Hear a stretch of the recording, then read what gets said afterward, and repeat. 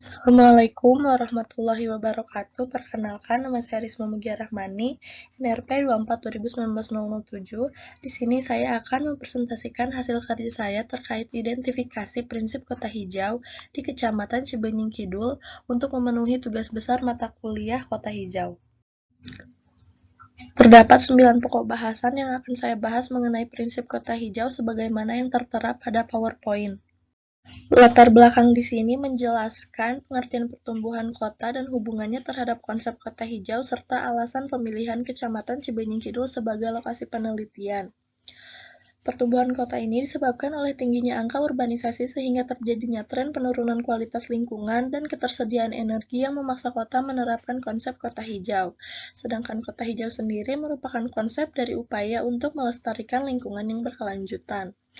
Kecamatan Cibenying Kidul ini dipilih sebagai lokasi identifikasi prinsip kota hijau karena berlokasi di Kota Bandung sebagai kota yang telah berhasil menerapkan konsep kota hijau di Indonesia namun masih minim dalam pengadaannya. Hal tersebut menarik perhatian untuk dilakukannya analisis mengenai prinsip kota hijau khususnya di Kecamatan Cibenying Kidul yang merupakan kawasan tempat tinggal saya sehingga saya bisa lebih kritis dalam mengamati lingkungan sekitar. Terdapat profil Kecamatan Cibenying Kidul sesuai yang tertera dalam PowerPoint. Secara umum, Kecamatan Cibenying Kidul ini terdiri dari 6 kelurahan, yakni Sukamaju, Cicadas, Cikutra, Padasuka, Sukapada, dan juga Pasir Layung. Dibatasi oleh Kecamatan Kiara Condong, Cimenyan, Antapani, dan juga Kecamatan Cibenying Kaler.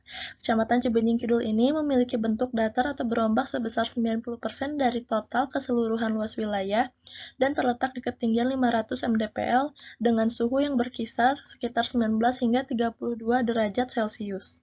Berdasarkan jenisnya, energi hijau ini dapat dibagi ke dalam 5 tipe seperti tenaga surya, tenaga angin, penggunaan air bumi atau siklus air, biofuel, dan juga panas bumi. Menurut buku Arsitektur Ekologis yang ditulis oleh Hans Frick dan juga Tri Hesti Mulyani, kota-kota di dunia ini sudah memakai 75% energi global berupa minyak bumi dan juga gas. Para perencana dan arsitek belum sepenuhnya mempertimbangkan masalah energi terhadap perealisasian pembangunan. Selanjutnya, berdasarkan hasil survei lapangan, penerapan energi hijau di Kecamatan Cibenying Kidul ini sudah diterapkan dan terdapat di beberapa lokasi fasilitas umum seperti penggunaan panel surya pada atap halte dan juga lampu-lampu jalan di sepanjang kawasan Jalan Jenderal Ahmad Yani seperti yang tertera pada peta. Selain itu, berdasarkan data PPID Kota Bandung juga, Kecamatan Cibenying Kidul ini memanfaatkan energi hijau berupa penggunaan biodigester yang tersebar di 13 titik lokasi seperti di halaman kantor kecamatan, di halaman kantor kelurahan pada Suka dan Sukapada, di halaman UPT Puskesmas pada Suka, di RW 1, 2, 7, 8, dan 10, kelurahan pada Suka, di RW 9, 11, dan juga RW 13, kelurahan Sukapada. Selain itu, potensi Cibenying Kidul dalam penerapan energi hijau ini didukung karena lokasinya yang terletak di negara Indonesia, di mana sinar matahari, angin, air, biofuel, dan juga panas bumi ini hampir merata persebarannya sehingga bisa dimaksimalkan keberalihan energi menuju energi hijau. Yang kedua, Cibenying Kidul juga memiliki banyak apartemen, instansi pemerintah, sarana pendidikan, bahkan pabrik, dan juga perumahan sehingga bisa memaksimalkan penerapan people-centered transition, di mana masyarakat bisa menjadi pelaku dan ikut berpartisipasi langsung dalam pemanfaatan energi baru terbarukan. Selanjutnya, identifikasi bangunan hijau di Kecamatan Cibenying Kidul. Bangunan hijau sendiri bisa disebut sebagai bangunan berkelanjutan. Bangunan ini dicirikan dengan material bangunan yang ramah lingkungan, biasanya berasal dari alam, seperti kayu dan penggunaan pencahayaan alami, sekat permanen yang minimum, serta menyisakan lahan untuk tanaman, bisa dalam bentuk rooftop garden, vertical garden, atau bentuk penghijauan lainnya.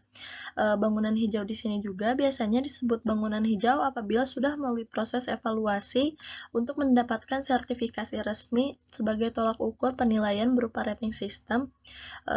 Rating system di Indonesia ini bernama Greenship, di mana rating tersebut disusun dengan keterlibatan antar stakeholders dari berbagai profesi, industri pemerintahan, akademisi, hingga organisasi lainnya.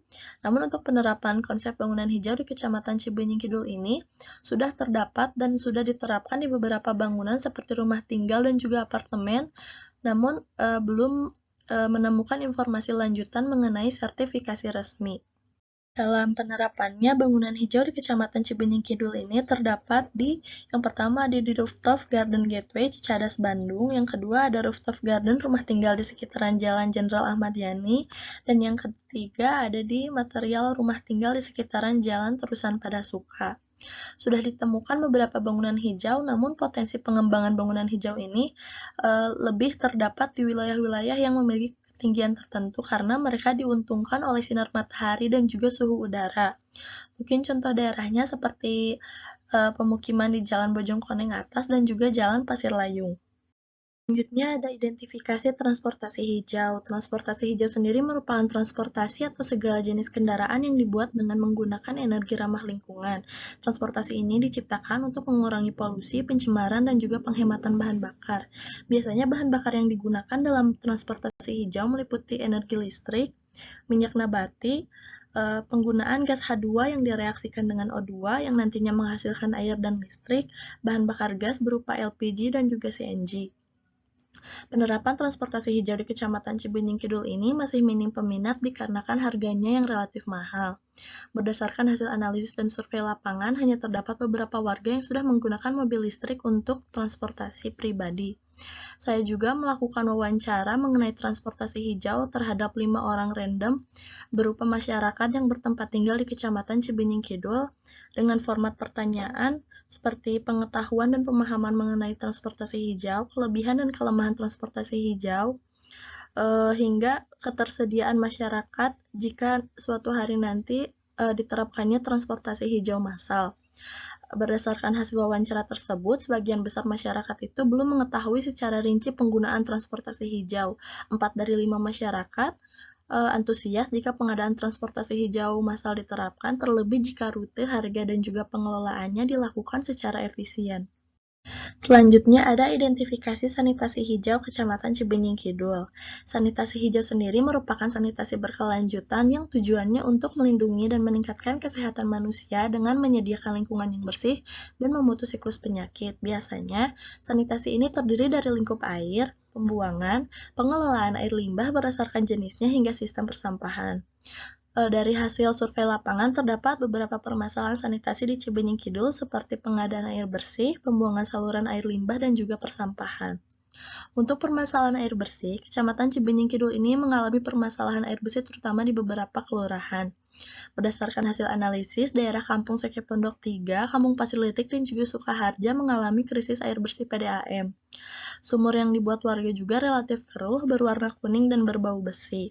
Sedangkan untuk tahun 2020, Kecamatan Cikutra ini pernah dikeluhkan dengan kualitas air yang bau comberan, khususnya yang berasal dari PDAM Tirtawening.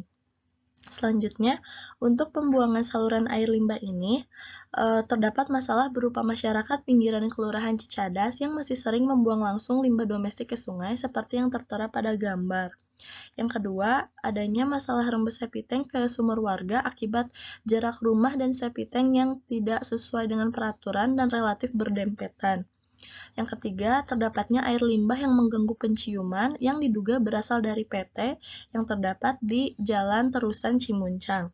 Dan permasalahan sampah berupa adanya lokasi TPS Cicadas yang semrawut yang letaknya ada di sekitar pasar, rumah sakit, dan juga sarana pendidikan, sehingga membutuhkan perancangan lebih lanjut. Selain permasalahan, hasil survei lapangan saya juga menghasilkan beberapa penerapan sanitasi hijau yang sudah dilakukan di Kecamatan Cibenying Kidul. Di antaranya yang pertama ada Taman Ekotage Perumahan Bumi Asri Padasuka untuk mengatasi pengolahan air selokan. Yang kedua, sudah terdapat instalasi pengolahan air limbah di Kelurahan Cicadas. Yang ketiga, terdapatnya sebaran MCK komunal berdasarkan data PPID Kota Bandung, di mana Kelurahan Cicadas mayoritas memiliki banyak MCK komunal. Yang keempat, mengubah sampah jadi nilai ekonomis oleh ibu-ibu PKK, biasanya dijadikan kerajinan berupa tas dan dompet. Yang kelima, memiliki 34 bank sampah dan 20 bank sampah hijau lestari yang tersebar di TPS di beberapa kelurahan. Lalu ada identifikasi ruang terbuka hijau di Kecamatan Cibenying Kidul. Ruang terbuka hijau sendiri merupakan area memanjang atau mengelompok yang penggunaannya lebih bersifat terbuka, tempat tumbuh tanaman baik yang tumbuh secara alamiah maupun yang sengaja ditanam.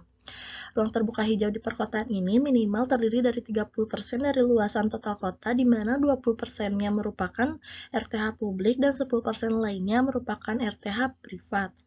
Kebijakan mengenai ruang terbuka hijau ini terdapat di Peraturan Menteri Dalam Negeri Nomor 1 Tahun 2007 tentang RTH Kawasan Perkotaan dan juga dalam Peraturan Menteri Pekerjaan Umum Nomor 5 Tahun 2008 tentang pedoman penyediaan dan pemanfaatan ruang terbuka hijau di kawasan perkotaan.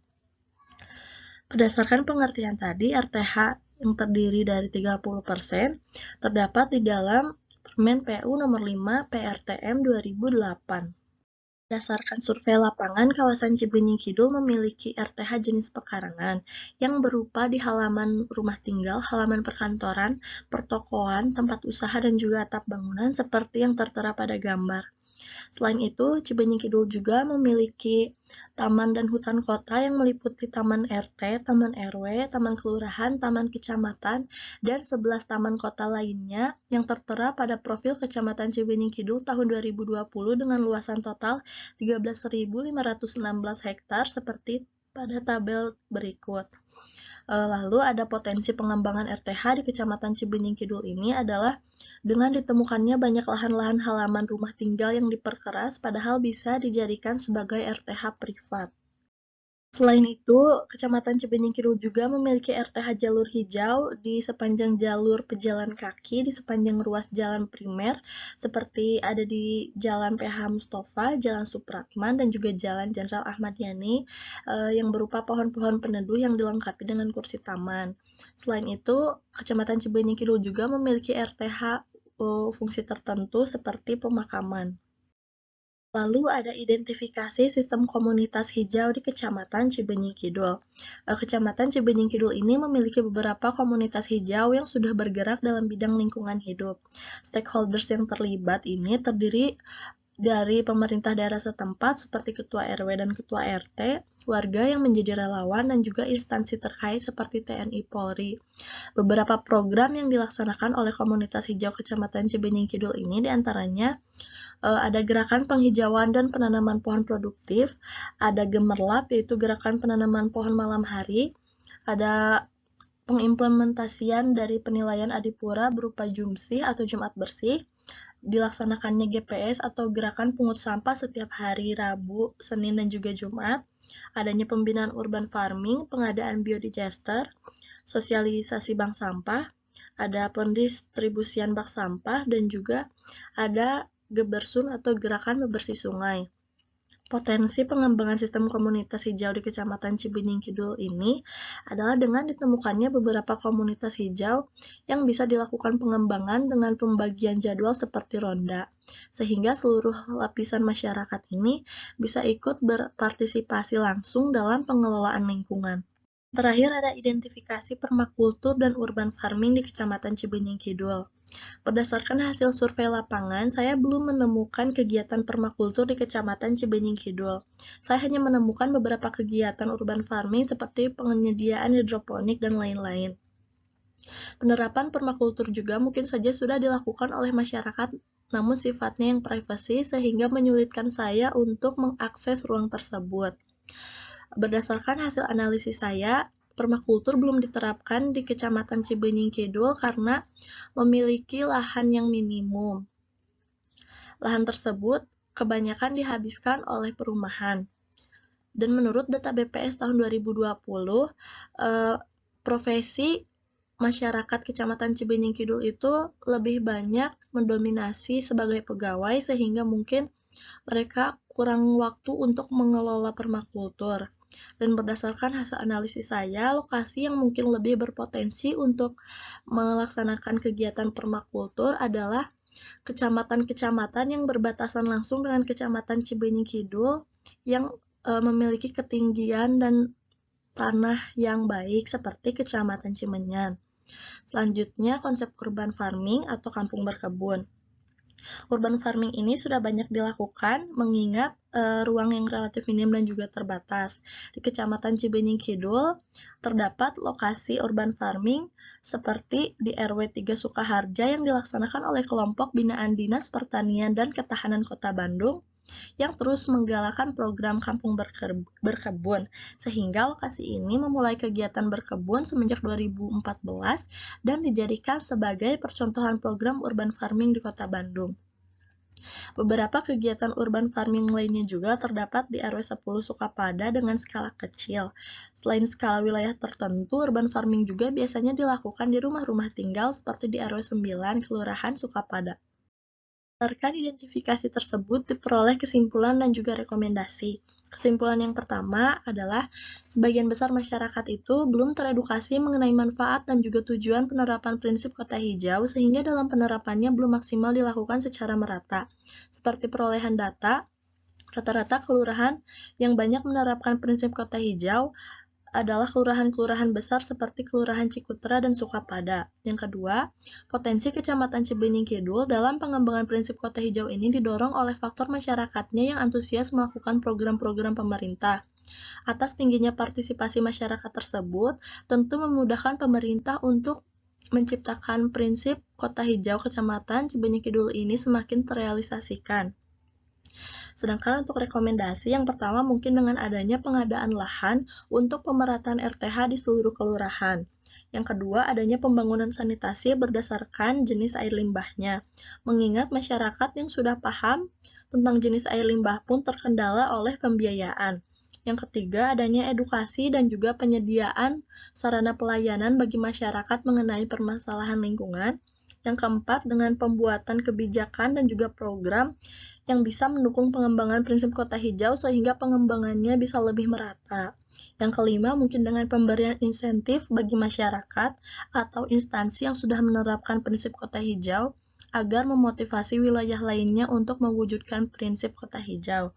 Dan yang kelima, berdasarkan hasil wawancara, mungkin bisa diperoleh rekomendasi berupa dibangunnya transportasi hijau massal mengingat antusias masyarakat yang cukup tinggi. Mungkin cukup sekian yang bisa saya sampaikan. Terima kasih. Wassalamualaikum warahmatullahi wabarakatuh.